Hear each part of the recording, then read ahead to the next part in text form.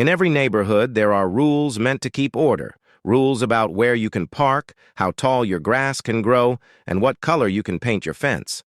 These rules are often enforced by something called the Homeowners Association, the HOA. And while the HOA is supposed to keep peace in the community, sometimes that power falls into the wrong hands. This is the story of one such neighborhood, where a single woman believed she had the right to control everything that happened on her street. Her neighbors had started to call her Karen, a name that has become almost legendary for people who overstep their boundaries. She wasn't elected, she wasn't hired, but in her own mind, she was the law of the block. One summer afternoon, this Karen noticed a Jeep parked near the community lot. To her, it didn't look right. She didn't recognize the vehicle, and more importantly, she didn't recognize the man who drove it. That was enough for her. In her eyes, the Jeep didn't belong here. But what she didn't know was that this single act of self-proclaimed authority would come back to haunt her. Because that Jeep, the one she was so determined to get rid of, didn't just belong to any man. It belonged to someone who had taken an oath to protect the public. It belonged to a member of a police task force. Before the day was over, Karen would cross a line that she could never step back from, and the neighborhood would never look at her the same way again. At first, it was just a glance. Karen walked past the community lot, and her eyes locked onto the Jeep once again. Big, bold, black. To her, it stood out like a sore thumb. "Who owns this thing?" she muttered under her breath. "It doesn't belong here." In her mind, the neighborhood was supposed to look perfect. The lawns cut evenly, the mailboxes painted white, the sidewalks clean. And this Jeep? To her, it was a violation, even though no rule had been broken. That's the thing about people like Karen.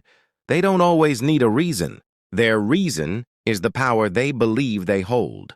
Day after day, she noticed the Jeep parked in the same spot. She had never seen the driver at any of the HOA meetings. She had never seen him at the neighborhood barbecues or community yard sales. To her, he was an outsider. And outsiders didn't belong. She started asking around, knocking on doors, pressing her neighbors. "Do you know whose Jeep that is? Have you seen that man before?" Most people shrugged, not interested in feeding her obsession. But the lack of answers only fueled her suspicion. Soon she wasn't just curious, she was angry. Karen began pacing her living room at night, staring out the window at the Jeep parked under the streetlight. Each passing evening, the sight gnawed at her. She convinced herself that the Jeep was abandoned, maybe even stolen. She decided that if the HOA board wouldn't take action, she would. After all, she told herself, she was just protecting the community. And so one morning, armed with a pair of bolt cutters and the unshakable confidence of someone who believed she could never be wrong, Karen marched straight toward the Jeep. Neighbors peeked through their blinds, watching as she crouched down by the wheel lock. With a sharp clank of metal, she clipped it. The sound echoed down the street like a warning bell. Karen stood up, chest heaving, eyes blazing with a sense of victory. She had done it. She had taken control. What she didn't realize was that this single moment, this single act of arrogance, had set off a chain of events that she could never escape. Because the man she was messing with was no ordinary neighbor. He was trained. He was armed. And he was watching. The moment Karen's bolt cutters snapped through the lock, the neighborhood seemed to freeze. Curtains shifted. Eyes widened.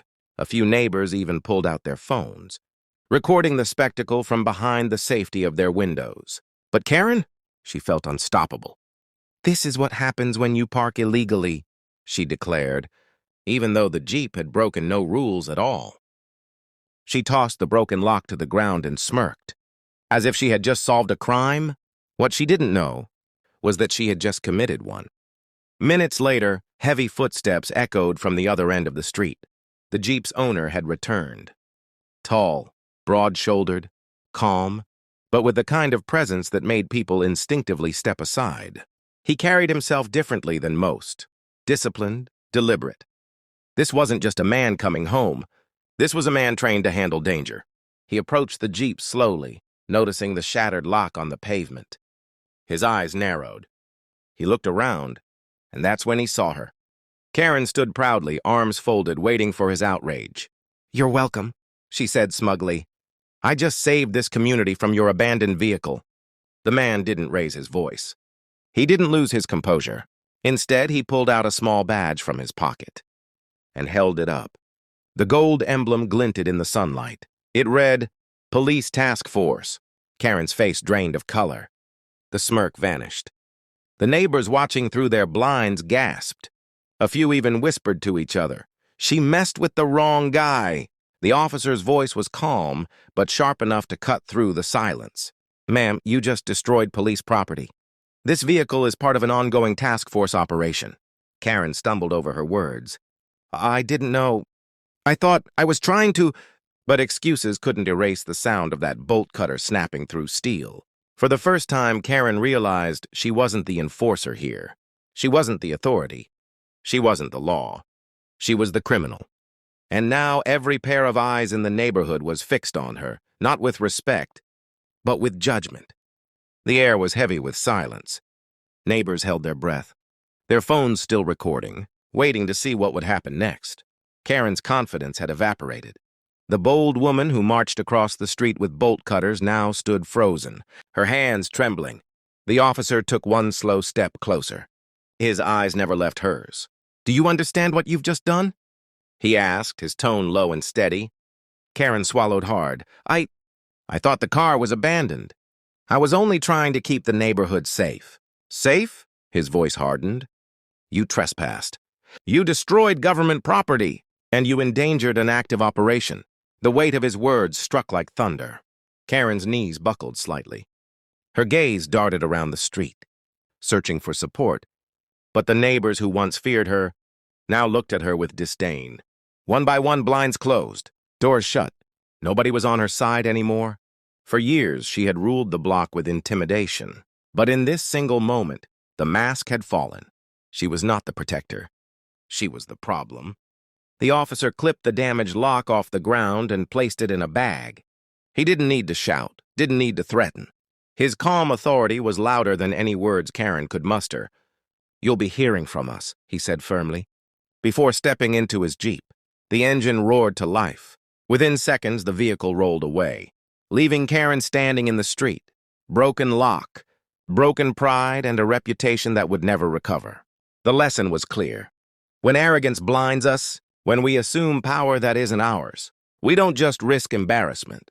We risk justice finding us in ways we never expected. Stories like this are more than neighborhood drama. They are reflections of the world we live in, a world where people too often believe that their assumptions give them authority, a world where arrogance can destroy trust, and where pride can blind us from the truth. But here's what we must remember. True authority doesn't come from shouting, or from intimidating others, or from pretending to be in charge. True authority comes from respect. It comes from honesty. It comes from service. Karen thought she was protecting her community, but in reality she was tearing it apart. She thought she was making the neighborhood safer. But in reality she was creating fear and division. That's what happens when ego drives our decisions, instead of compassion and understanding. And maybe that's why this story matters so much. Because all of us, in one way or another, face moments where we can choose, do we act with patience or do we act with pride? Do we judge others by appearance or do we seek the truth before we act? The world needs fewer Karens and more peacemakers. Fewer people who impose and more people who listen. Because at the end of the day, every act of arrogance leaves a scar, but every act of kindness plants a seed. So if you've ever been quick to judge, but pause. If you've ever felt the need to control, breathe.